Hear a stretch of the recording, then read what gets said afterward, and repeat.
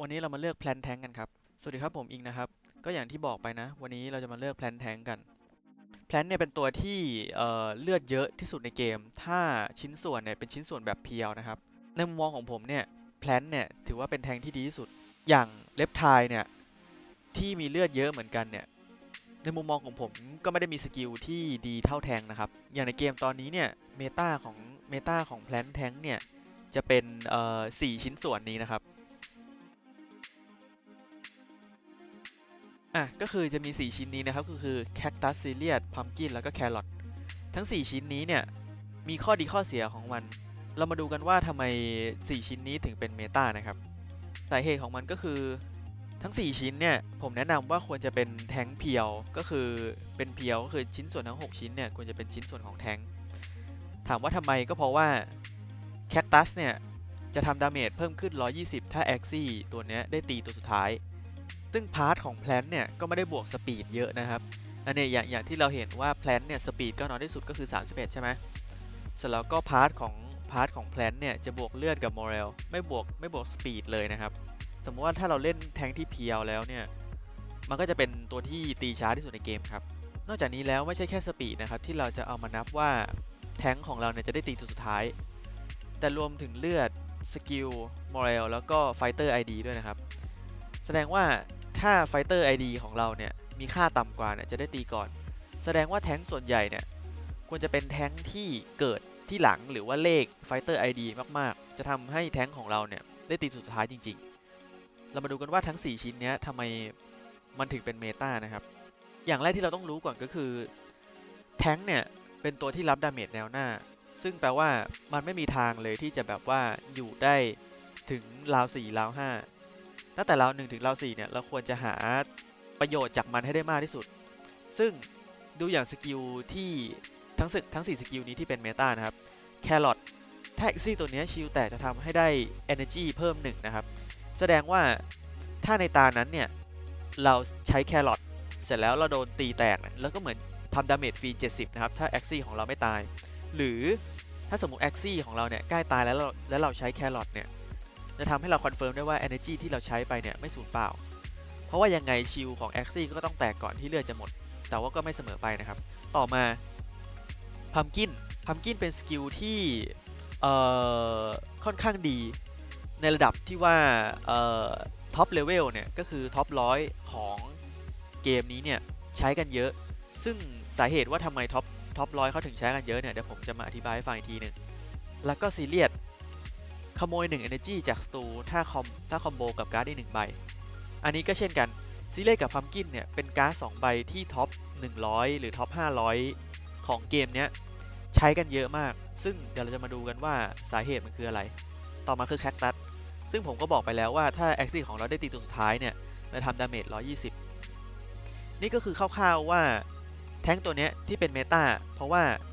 1แท้งเนี่ยต้องหาประโยชน์ให้ได้มากที่สุดก่อนที่มันจะตายซึ่ง Energy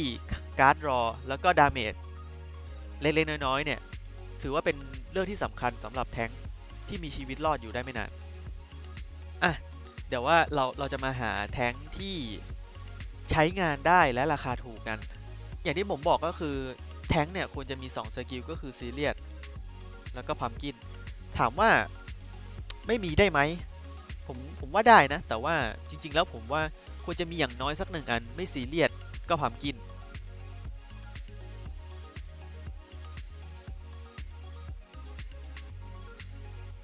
แท้งตัวนี้ผมมองว่าดีเลยด้วยราคานี้เนี่ยผมผมมองว่ามันยังแพงไปนิดนึงนะถ้าเป็นผมจะซื้อสักจุดหนึ่งประมาณเนี้ยก็คืออันนี้มันประมาณจุด2อยู่ราคามันยังแพงอยู่ถ้าลงไปจุดหนึ่งเนี่ยก็น่าสนใจที่จะซื้อนะครับเพราะว่าอะไรข้อแรกก็คือที่ผมบอกไปว่ามีพัมกินแล้วก็ซีเรียสแล้วก็มีสกิลนี้เป็นสกิลของบัคซึ่งสกิลของบัคเนี่ยจะชนะแพลนถูกไหมแสดงว่าสกิลเนี้ยแทนที่จะเป็นแคคตัสที่อยู่เป็นส่วนเขาเนี่ยก็เป็นสกิลนี้แทนพิลเลอร์จะทำดาเมจเพิ่มขึ้น 30%ถ้าโจมตีทาร์เก็ตที่ใส่ชิล แสดงว่าสกิลนี้เนี่ยจะทำดาเมจกับแพลนที่เป็นฟอนต์ไลน์เนี่ยแรงขึ้นมาลองคำนวณกันว่าเท่าไหร่อย่างต่ำๆเลยนะครับก็คือ ดาเมจที่จะทำกับแทงค์ฟอนต์ไลน์เนี่ยอยู่ที่134หรือประมาณ134 135ประมาณนี้แต่ถ้าแทงค์อีกฝั่งเนี่ยใส่ชิลด้วยก็ทำดาเมจเยอะเลยนะฮะเนี่ยเยอะเชี่ยเยอะจริงๆปะเนี่ย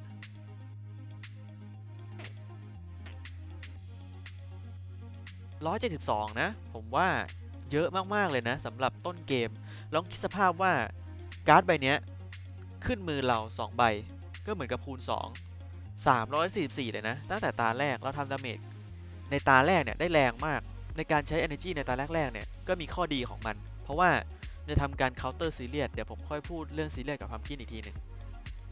แทงตัวนี้ถือว่าดีเลยส่วนชิ้นหางเนี่ยผมไม่ค่อยชอบเท่าไหร่แต่มันโอเคนะเพราะว่าชิ้นส่วนปลาเนี่ยมันจะเพิ่มสปีด3แล้วก็เพิ่มเลือด1ถูกไหมแต่ว่าถ้าชิ้นนี้เป็นแคคตัสเนี่ยมันจะทำให้แทงของเราไม่ได้ตีตัวสุดท้ายแต่ว่าพอชิ้นนี้มันไม่ใช่แคคตัสแล้วเนี่ยชิ้นนี้ถือว่าโอเคไม่แย่เลยแล้วก็บวกอีก40ชิลถือว่าโอเคนะครับชิ้นนี้ก็พอใช้ได้นะแต่ว่าสกิลโจมตีของเลปไทเนี่ยสกิลนี้เนี่ยมันดาเมจ100ชิล40ซึ่งผมมองว่าถ้าเป็นอันเมื่อกี้เนี่ยดีกว่าเยอะแต่ว่าอันเนี้ยถามว่าพอไปได้ไหมในราคา 1.2 ผมว่าแพงไปผมว่ายังแพงไปอยู่แล้วก็อันนี้ก็เป็นสกิลชิลที่ดี apply stench to enemy for one round มีเกาะเยอะมากส่วนตัวนี้ราคา 1.2 ผมว่าแทงราคาเนี่ยไม่ควรเกิน 1.2 หรือ 1.3 นะนี่ในมุมมองของผมนะแต่ว่าช่วงนี้เนี่ยอย่างที่ผมเปิดให้ดูก็คือแทงเมตาเนี่ยราคาขึ้นไปถึง 1.5 หมายถึงจุด15อีเธเรียมขออภัยแทงนี้ก็ถือว่าโอเคนะแต่ผมไม่ชอบ Watermelon น่ะมัน Target the fastest enemy ไม่ควรการ์ดใบนี้ไม่ควรเป็นฟอนต์ไลน์สำหรับผมว่าถ้าการ์ดใบนี้เป็นไปได้ควรเป็นมิดไลน์แต่วันนี้เรามาพูดถึงแทงฟอนต์ไลน์เนาะแล้วมาดูอันนี้เนี่ยอย่างที่ผมบอกก็คือผมจะไม่ค่อยชอบการ์ดปลาหรือการ์ดนกที่อยู่บนแพลนเพราะว่าไอการ์ดพวกนี้เนี่ยเวลาเราตี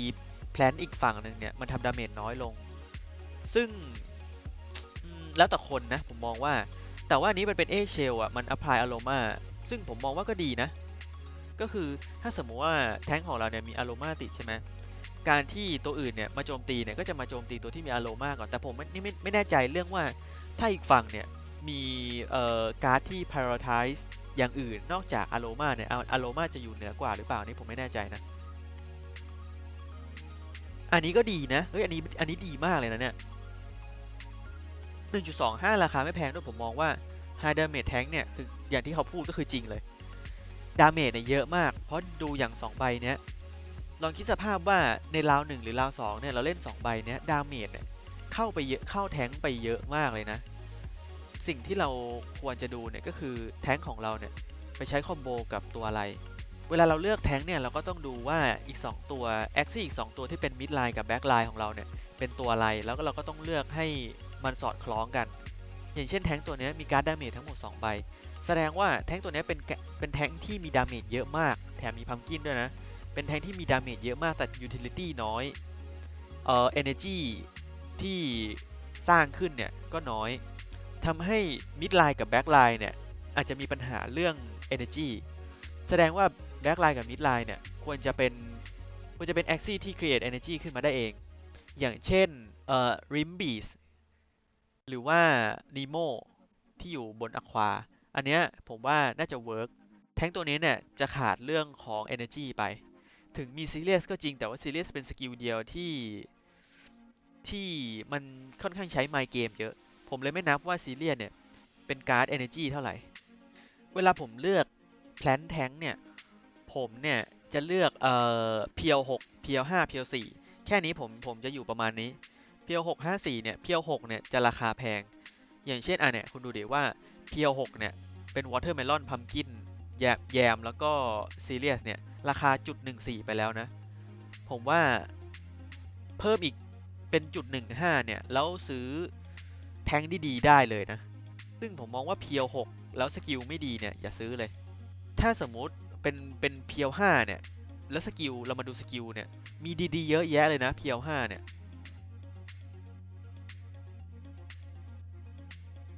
อย่างเช่นตัวนี้ ตัวนี้เนี่ยค่อนข้างดีมี Pumpkin Sirius Cactus แล้วก็ Last One แต่อย่างที่ผมบอกการ์ดใบนี้จะไม่ค่อยดีเพราะมันเป็นการ์ดของนกใช่ไหมแล้วเรามี Cactus ด้วยแสดงว่าเราก็ต้องคิดดูว่ามันคุ้มไหมในการที่เราจะใช้ที่เราจะเลือกแทงตัวนี้มาเพราะว่าชิ้นส่วนนกชิ้นส่วนเดียวเลยนะฮะถ้าชิ้นส่วนนกอันนี้เป็นชิ้นส่วนของบีสหรือว่าบัคเนี่ยจะดีกว่านี้มากอันนี้ผมมองว่าดีเลยนะเนี่ย1.36ผมว่าถ้าเป็นไปได้นะรอมาเหลือแบบ 1.3 1.2 อ่ะถือราคานี้ถือว่าโอเคเพราะว่าอะไรมี Pumpkin Sirius 2 ใบนี้แน่นอนอยู่แล้ว Hotbud เป็นอีกหนึ่งตัวเลือกที่ท็อป100เขาเลือกใช้กันเดี๋ยวสาเหตุเนี่ยผมจะบอกอีกทีนึงแล้วก็นี่เป็นการ์ดบัคที่คอส0มันแปลว่าในตาแรกเนี่ยเราสามารถเล่นซีเรียสกับการ์ดใบนี้ได้โดยที่เราไม่ต้องเสียอะไรเยอะเลยเพราะว่าการ์ดซีเรียสเนี่ยมันต้องคอมโบกับการ์ดอีก1ใบอยู่แล้วใช่ไหมแล้วเรามีการ์ดคอส0เนี่ยแสดงว่ามันใช้ง่ายๆไม่ต้องคิดเยอะเลยอย่างคอส4อย่างที่ผมที่ผมเคยเปิดให้ดูแล้วถ้าผมหาทีมให้สกอร่าเนี่ยผมก็จะเลือกแอ็กซี่ตัวนี้อันนี้ก็โอเคนะอย่างที่ผมบอกก็คืออันนี้ที่โอเคผมจะอธิบายให้ฟังว่าทำไมฮอตบัตถึงเป็นตัวเลือกที่ดีฮอตบัตเนี่ยเป็นสกิลที่ disable mouse card ซึ่งจะทำให้อีกฝั่งเนี่ยไม่สามารถใช้การ์ดปากได้สมมุติว่าในตาแรกเราใช้ฮอตบัตกับซีเรียสแล้วขโมย1 energy เสร็จแล้วก็ disable mouse card แปลว่าในตาหน้าก็ไม่สามารถ steal energy เรากลับได้ทำให้ในตาหน้าเนี่ยเรา stack energy เก็บไว้ได้โดยที่เรามั่นใจได้ว่าเราจะไม่เสีย energy แล้วก็มาคอมโบกับคกคูอันนี้ก็ถือว่าเป็นการ์ดที่ดีอีกใบหนึ่งเพราะว่าเป็นการ์ดคอส0มีชิลแล้วก็บวก attack แล้วก็อีกอย่างหนึ่งของฮอตบัตเนี่ยเป็นสกิลหางที่ตีแรงที่สุดในบรรดาการ์ดแพลนด้วยกันและมีชิลเยอะที่สุดเดี๋ยวผมเปิดให้ดูนะ attack 90 ชิล50 disable mouse card เป็นการ์ดที่โคตรดีผมเนี่ยจะชอบฮอตบัตมากกว่าแครอทนี่คือการ์ดทั้งหมดของหางของแพลนนะเนี่ยดูดิว่าดาเมจ90เนี่ยถือว่าเยอะที่สุดในบรรดาการ์ดทั้งหมดนะแต่ว่าชิลเนี่ยจะแพ้อยู่2อันก็คือฮัตสึเนะแล้วก็โปเตโต้ลีฟซึ่งผมมองว่าชิล50เนี่ยถือว่าเยอะนะไม่ใช่น้อยๆนะผมจะบอกให้คือมันสามารถทำให้เรารอดหรือไม่รอดได้เลยนะถ้าสมมุติเรามีชิล50หรือว่าชิลแค่แบบ20หรือ30เนี่ยมันต่างกันเยอะนะฮอตบัตก็เลยเป็นตัวเลือกที่ดีอีก1ตัวต่อมาสาเหตุที่เราต้องการพัมกินและซีเรียสเป็นการ์ดหลักของแท้งของเราสาเหตุข้อแรกการที่เรามีการ์ดทั้ง2ใบนี้จะทำให้ศัตรูเนี่ยคิดมากขึ้นว่าเราควรทำอะไรลองคิดดูนะว่าแท้งของเราเนี่ยเลือดเหลือครึ่งหนึ่งถ้าเราโดนการ์ดอะควาอีก3ใบเนี่ยเราตายแน่นอนแต่ลองคิดดูว่าในมุมมองของศัตรูเนี่ยจะคิดว่าตาเนี้ยเราจะใช้พัมกินหรือเปล่าถ้าเราใช้พัมกินเขาเนี่ยต้องใช้การ์ดถึง4ใบที่จะฆ่าให้เราตายแต่ลองคิดดูว่าถ้าสมมุติว่าศัตรูเนี่ยใช้การ์ด4ใบแต่เราไม่ใช้พัมกินเขาจะเสีย1 energy ฟรีๆแสดงว่าการ์ดพัมกินและซีเรียสเนี่ยถือว่าเป็น mind game อย่างหนึ่งอย่างซีเรียสเนี่ยถ้าเป็นผมนะผมเห็นว่าแท้งอีกฝั่งหนึ่งเนี่ยมีซีเรียสผมจะไม่สนใจเลยว่าผมควรจะเก็บ energy ในตาแรกไหมผมจะใช้ energy ทั้งหมดในตาแรกเพื่อที่จะการันตีว่า energy ของผมจะไม่ถูกขโมยเพราะว่าการที่ energy ของเราถูกขโมยเนี่ยมันถือว่าเป็นการเซตแบ็กทีมของเราไประดับหนึ่งเลยนะเพราะอย่างเช่นสมมุติว่าตาแรกเขาโชคดีมากเขาได้ซีเรียส2ใบเขาใช้ซีเรียส2ใบเลยจาก3 energy ของผมที่มีเนี่ยมันจะเหลือแค่1และตาต่อไปเนี่ยก็จะเป็น3ซึ่งเขาจะมีเท่าไหร่เขาจะมี5ในตาต่อไปทั้งที่ผมมี3แต่ก็อีกว่าซีเรียสเนี่ยเป็นการ์ดที่ใช้ไมเกมเยอะมันจะทำให้ผู้เล่นแต่ละคนเนี่ยต้องใช้สกิลแล้วก็ทักษะในการวิเคราะห์เยอะแสดงว่าเราแค่มีการ์ด2ใบเนี้ยจะทำให้วาไรตี้ในการเล่นของเราเนี่ยเยอะขึ้นไม่ใช่แค่การ์ดดาเมจอย่างเดียวอันนี้ผมจะให้แนวคิดง่ายๆนะเวลาผมเล่นเนี่ยมันก็จะประมาณว่าถ้าเราทำดาเมจใส่แท้งตรงๆเนี่ยเข้าเนื้อตรงๆเนี่ยถือว่าเราได้เปรียบแต่แล้วเราจะรู้ได้ยังไงว่าเราจะตีเข้าเนื้อตรงๆเราไม่มีทางรู้มันเหมือนค้อนกรรไกรกระดาษอะอย่างเช่นถ้าเราใส่การ์ดดาเมจไปแล้วเราไปเจอชิลก็เหมือนกรรไกรเจอค้อนถ้าเราใส่การ์ดดาเมจไปแล้วเขาไม่ใช้การ์ดอะไรเลยหรือไม่เพิ่มชิลอะไรเลยเนี่ยก็เหมือนกรรไกรเจอกระดาษแต่ลองคิดดูว่าถ้าสมมติว่าเราเป็นแท้งพัมกินที่ตาเนี้ยเราเลือกที่จะใช้พัมกิน2ใบแสดงว่าเราออกค้อนแล้วถ้าอีกฝั่งออกกระดาษขึ้นมาก็คือไม่เล่นการ์ดอะไรเลยเราก็เสียเปรียบมันก็เป็นค้อนกรรไกรกระดาษในเกมอีกทีหนึ่งซึ่ง เนี่ยแหละคือสาเหตุที่ทำให้เกมเนี้ยมันลึกมากกว่าที่ใครหลายๆคนเนี่ยคิดต่อมาคือ Leaf Bug ส่วนตัวของผมเนี่ยผมไม่ค่อยชอบ Leaf Bug เท่าไหร่แต่ผมว่ามันเวิร์กนะในท็อป100ท็อป500แล้วก็หลายๆคนเนี่ยใช้ Leaf Bug กันค่อนข้างเยอะแต่ส่วนตัวของผมว่าไม่รู้สิเนี่ยสังเกตได้ว่าราคาที่มี Leaf Bug เนี่ยจะ 1.6 แพงกว่าแพลนเพียวธรรมดามันจะราคา 1.5 ผมมองว่า Leaf Bug เนี่ยไม่ค่อยคุ้มเท่าไหร่คือคือมันต้องใช้คืออย่างที่ผมบอกก็คือแท้งเนี่ยมันจะมีชีวิตอยู่แค่ราว1ถึงราว4เท่านั้นซึ่ง Leaf Bug เนี่ยก็ถือว่าเป็นการ์ดที่ดีเพราะว่าเป็นการ์ด Energy แต่ในมุมมองของผมคือมันพลิกแพลงอะไรได้ค่อนข้างน้อยอย่างเช่นถ้าสมมุติว่าเราเนี่ยเลือกที่จะใช้ Sirius กับ Leaf Bug มันก็เหมือนก็แค่ไม่รู้ดิมันแล้วแต่คนนะคนอาจจะชอบก็ได้แต่ว่าผมอะส่วนตัวผมจะไม่ชอบ Leaf Bug เท่าไหร่ต่อมาคือแท้งที่ผมชอบที่สุดเป็นแท้งที่ดาเมจเนี่ยเยอะที่สุดในบรรดาแท้งทั้งหมดก็คือตัวนี้ประกอบไปด้วย Sirius Turnip Hotbud แล้วก็ Cactus พวกนี้เนี่ยเป็นการ์ดดาเมจที่เยอะที่สุดแล้วก็แรงที่สุดเท่าที่มันจะเป็นไปได้แล้วในความคิดของผมนะอันนี้คืออันนี้ผมลืมบอกไปว่าในวิดีโอนี้เนี่ยจะเป็นความคิดเห็นส่วนตัวของผมล้วนๆนะครับเพราะฉะนั้นฟังหูไว้หูแล้วกันเรามาดูกันว่าทำไมผมมองว่าเทอร์นิปฮอตบัตถึงเป็นแทงที่ดีที่สุดเทอร์นิปทาร์เก็ตเบิร์ดแคคตัสถ้าได้ตีสุดท้ายดาเมจแรงขึ้นฮอตบัตดาเมจแรงที่สุดแสดงว่าอะไรเรามาดูกันว่าเทอร์นิปเนี่ยมีข้อดียังไง80ชิล60ดาเมจชิลเนี่ยค่อนข้างเยอะเลยนะนี่ผมบอกเลยว่าเยอะโคตรๆแล้วมาดูการ์ดหลังมีการ์ดหลังอันไหนที่ดาเมจเท่าเทอร์นิปบ้างอย่างที่สังเกตก็คือเทอร์นิปเนี่ยเป็นการ์ดดาเมจที่แรงที่สุดในบรรดาแบ็คการ์ดมันแปลว่าอะไรมันแปลว่าคุณลองคิดสภาพว่าตาแรกดวงเข้าข้างคุณแล้วการ์ดที่ขึ้นเนี่ยมีเทอร์นิปแคคตัสฮอตบัตถ้าเราใช้ทั้งหมด3ใบเนี่ยมันจะทำให้เราทาร์เก็ตเบิร์ดซึ่งเบิร์ดแพ้แพลนแสดงว่าดาเมจที่เราจะทำเนี่ยมันจะบวกอีก 15%แล้วก็ถ้าเราสปีด61เราจะได้ตีตัวสุดท้ายใช่ไหมแคคตัสของเราเนี่ยก็จะบวกดาเมจอีก 20% 132บวกด้วย90บวกด้วย60 282อันนี้แค่ดาเมจเพียวๆนะ282แล้วถ้าผมคูณสกิลคอมโบจากดาเมจแคลคูลเลชันขึ้นไป327แล้วเบิร์ดแพ้ทางแพลนบวก 15% 376ดาเมจผมขอการันตีเลยว่าถ้า3ใบเนี้ยขึ้นมือในตาแรก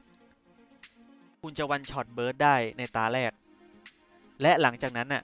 เมื่อเบิร์ดตายเนี่ยเราก็ได้เปรียบแล้วเพราะว่าหน้าที่ของเบิร์ดหลักๆเลยคือเป็นตัวดาเมจหลักซึ่งหลังจากนั้นเนี่ยถ้าเราเจอคอมที่เป็นแพนบีดเบิร์ดเนี่ยเหลือแพนกับบีดเนี่ยแทบจะทำอะไรไม่ได้แล้วกับทีมของเราอาจจะต้องระวังบีดนิดนึงแต่ว่าถ้าทีมเรายังมีเบิร์ดอยู่เนี่ยยังไงก็ได้เปรียบยังไงก็ชนะก็ 3v2 อ่ะผมถามใน 3v2 มันจะไม่ชนะได้ไงวะผมเลยมองว่าเธอนี้พอตบัตเนี่ยเป็นคอมบิเนชันที่ดีที่สุดเท่าที่ผมคิดนะแต่จริงๆมันก็มีคอมบิเนชันอื่นแหละแต่วันนี้เรามาพูดถึงแพลนแทงอย่างเดียวผมก็เลยมองว่าเนี่ยคือคอมบิเนชันที่ดีที่สุดที่ผมคิดดาเมจก็มีนะชิลก็มีถ้าเราไม่เจอเบิร์ดเนี่ยก็ยังพอเล่นได้เพราะอย่างส่วนตัวผมเนี่ยผมบอกเลยว่าแพลนแทงของผมเนี่ยมีแค่ซีเรียสไม่มีพัมกินแต่ว่ามีฮอตบัตแล้วก็แคคตัสแล้วการ์ดหลังเนี่ยเป็นการ์ดปลาซึ่งผมก็ไต่ไปถึง1,700นะแต่ว่ามันก็ขึ้นอยู่กับแอ็กซี่อีก2ตัวที่ผมมีด้วยแอ็กซี่ของอีก2ตัวของผมเป็นปลาซึ่งดาเมจเนี่ยค่อนข้างเยอะแต่ก็นั่นแหละไม่มีพัมกินก็สามารถเล่นได้แต่ว่ามันจะยากกว่าผมรู้สึกได้เลยว่าถ้าผมมีพัมกินผมจะไปได้ไกลกว่านี้แล้วก็ในมุมมองของผมก็คือแพลนแทงเนี่ยผมว่ามันไม่เวิร์กเพราะว่าแทงเนี่ยมันต้องอยู่ข้างหน้าถูกไหมเสร็จแล้วการที่มันอยู่ข้างหน้าได้รับดาเมจก่อนตัวอื่นแล้วก็เป็นตัวที่สปีดช้าที่สุดเนี่ยใน จะทำให้กว่าที่มันจะฮิลเนี่ยผมว่ามันตายไปก่อนแหละลองคิดสภาพว่าในตาแรกเราโดนการ์ดดาเมจอะไรไม่รู้สัก200เลือดแพลนเราเหลือครึ่งหนึ่งเสร็จแล้วตาต่อไปเนี่ยเราเลือกที่จะฮิลสมมุติเป็นอันนี้เลยก็ได้มีฮิล2ใบไม่ว่าจะฮิลแรงแค่ไหนแต่ถ้าโดนบีสดับเบิลนัทเนี่ยยังไงก็ตายผมบอกเลยว่ายังไงก็ตายผมเลยมองว่าฮิลในแพลนแทงเนี่ยไม่คุ้มเท่าไหร่ถ้าแพลนฮิลเนี่ยผมมองว่าควรจะเป็นมิดไลน์หรือแบ็กไลน์หลายคนอาจจะเคยเจอ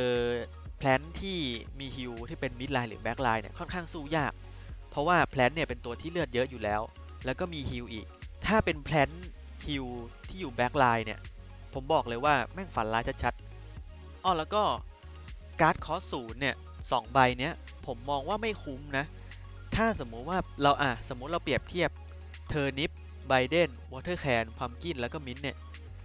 ทั้ง5ใบเนี้ยผมมองว่าคอส0สำหรับแพลนแทงไม่คุ้มเพราะว่าเราเลือกการ์ดที่มันมีชิลได้เยอะกว่านี้แล้วก็มียูทิลิตี้ได้มากกว่านี้อย่างที่ผมบอกว่าแพลนแทงเนี่ยควรจะเน้นที่ยูทิลิตี้แล้วก็ชิลเป็นหลักก็คือเลือดเยอะเป็นหลักผมเลยมองว่าการ์ดคอส0ทั้ง2ใบนี้ไม่คุ้มอย่างการ์ดหางเนี่ยผมมองว่าทุกใบเวิร์กหมดนะทุกใบเวิร์กหมดเพราะว่าแต่ละใบเนี่ยมียูทิลิตี้ของมันชัดเจนมากๆแครอทก็คือการ์ดเอเนจีแคทเทลก็คือเอาไว้เคาน์เตอร์พวกบัคกับบีสจะได้ดรอการ์ดเพิ่มขึ้นใน1ใบนัตสึเนะเนี่ยก็จะ disable range card ก็คือการ์ดที่โจมตีระยะไกลแยมเนี่ยก็คือติดพิษซึ่งมันมีทีมของมันนะทีมพิษเนี่ยซึ่งทีมพิษผมมองว่าในซีซั่น18เนี่ยมันน่าจะมา Potato Leaf ก็อย่างที่ผมบอกก็คือชิลเยอะดาเมจเยอะแล้วก็แต่ว่าอันเนี้ยต้องดูดีๆนะว่า cannot be target by aqua เนี่ยถ้าสมมติว่าเราโดน aqua ตีขึ้นมาปุ๊บมันจะสคิปแทงค์ของเราไปเลยแล้วก็ไปตีตัวที่อยู่หลังแทงค์แสดงว่าอะไรแสดงว่าตัวที่อยู่หลังแทงค์เนี่ยไม่ควรจะแพ้ aqua ตัวที่อยู่หลังแทงค์เนี่ยควรจะเป็นแพลนอีกตัวหนึ่งหรือเลฟไทม์ไม่ควรเป็นบีสเพราะถ้าเป็นบีสเนี่ยแล้วเราโดนการ์ด aqua ขึ้นมาเนี่ยบีสเราตายได้เลยนะและฮอตบัตผมก็พูดไปแล้วก็เป็นการ์ดที่ดีการ์ดปากเนี่ยผมมองว่ายังไงก็ต้องซีเรียสนอกจากว่าคุณจะมีคอมโบที่คุณคิดไว้อยู่ในใจตั้งแต่แรกอยู่แล้วอย่างเช่นซิกแซกเนี่ยก็คือฮิลถ้าทำดาเมจเท่าไหร่ก็ฮิลเท่านั้นถูกไหมผมมองว่าซิกแซกเนี่ยมันเหมาะกับแพลนแบ็กไลน์มากกว่าการ์ดใบอื่นก็เช่นกันผมมองว่าแทงฟอนไลน์เนี่ยควรจะใช้ซีเรียสเป็นหลักการ์ดเขาเนี่ยผมก็อย่างที่ผมบอกก็คือถ้าเป็นผมเนี่ยผมจะเลือกแคคตัสแล้วก็บรีชเนี่ยโอเคนะมันพอใช้ได้นะแต่ดาเมจน้อยกว่าชิลเยอะกว่าแล้วแต่เลือกผมว่ามันเวิร์กทั้ง2ใบแต่อย่าถ้าสมมติว่าแพลนแทงของเราเนี่ยมีการ์ดเบิร์ดหรืออะควาเนี่ยผมว่าใช้บีชถ้ามีบีชเนี่ยก็น่าจะคุ้มกว่านะในมุมมองของผมก็จบไปแล้วกับการ์ดของแพลนเกือบทุกใบที่ผมพูดจริงๆแล้วแพลนเนี่ยมีการ์ดอะไรการ์ดอย่างอื่นเนี่ยก็เวิร์กหมดนะการ์ดที่แบบให้ชิลเยอะมียูทิลิตี้เยอะมีดาเมจเยอะเนี่ยผมว่ามันเวิร์กหมดขึ้นอยู่กับว่าเราเข้าใจฟันดัมเมนทัลของการที่เราเอาแพลนแทงมาเล่นข้างหน้าเราเข้าใจมันมากแค่ไหนซึ่งถ้าเรายิ่งเข้าใจมันมากเราจะยิ่งเลือกได้หลากหลายมากขึ้นราคาที่เราเลือกเนี่ยก็จะได้ถูกลงสำหรับวิดีโอนี้ก็ถ้าชอบหรือไม่ชอบยังไงก็ฝากคอมเมนต์ไว้ข้างล่างด้วยนะครับแล้วก็คลิปหน้าอยากให้ผมพูดเรื่องอะไรก็คอมเมนต์เอาไว้แล้วก็ฝาก Subscribe ฝากกดไลค์กันด้วยนะครับคลิปนี้ลาไปก่อนเจอกันครับ